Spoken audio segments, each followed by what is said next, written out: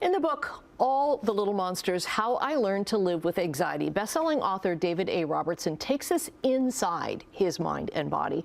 And he joins us this morning ahead of a big event tonight in Hamilton. And so glad that you're here. And I'm so glad that you wrote this book, because it kind of normalizes a lot of things in my life. And that's kind of your takeaway with this book, is that you want people to kind of recognize that, okay, yeah, anxiety does this to people.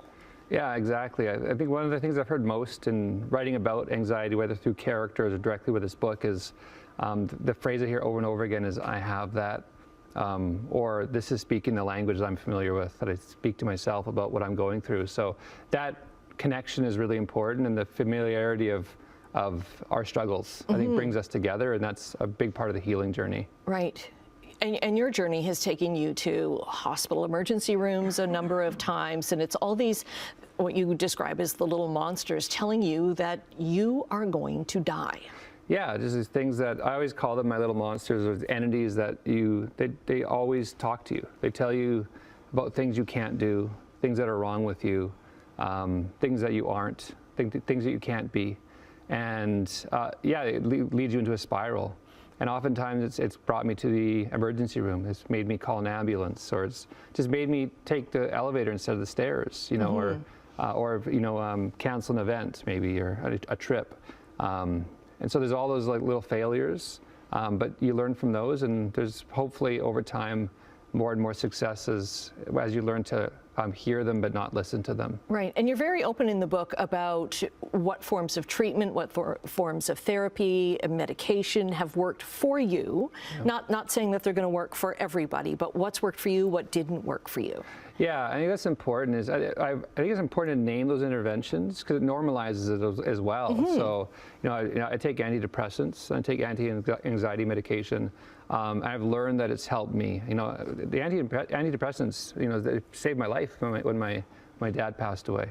And then, you know, stuff like deep breathing, and for me, exposure therapy. You know, so like you look at the stairs, terrifies you, but you go up the stairs, you realize you're still alive.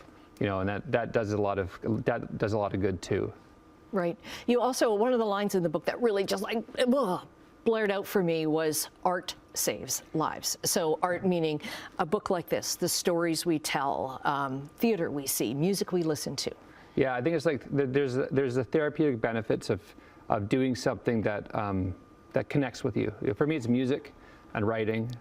You know, it could be reading, but you know, it's like listening to music when my dad died. It got me through that moment. It's writing my way out of depression along with the medication. And so if everybody connects with pieces of art that they feel brings them joy, brings them some kind of connectivity to the world when they feel detached from it, I think that definitely has saved my life, and I think it's saved other people's lives. And hopefully this book, I don't want to say this book might save lives, but I think hopefully that reflection is important. People see themselves in this book. In my experiences, and I think that also will help a lot of people, hopefully. And that's part of the reason that you're doing the talk tonight. You're in conversation at the Playhouse Cinema in Hamilton. Right. It's part of a Grit Lit festival, and it's to talk to people and to hear as well. It's a conversation. You know, that's what it is. It's not me talking to somebody and that's it. And I invite people just to talk to me too. And those are the ones you listen to very carefully. And you tell them as much as you can from your lived experience, and you make connections and build community. Yeah, and community is really important, to talk to somebody else, to find somebody else. I think it's vitally important. I think it's one of the most important things you can do on this journey that we're on. You talk about, we got about 20 seconds left, but you talk about the difference too between supports and crutches. Right. Here. Yeah, and that's important. I think for me, like, anxiety medication begins to become a crutch. I need to find my way out of that. Okay.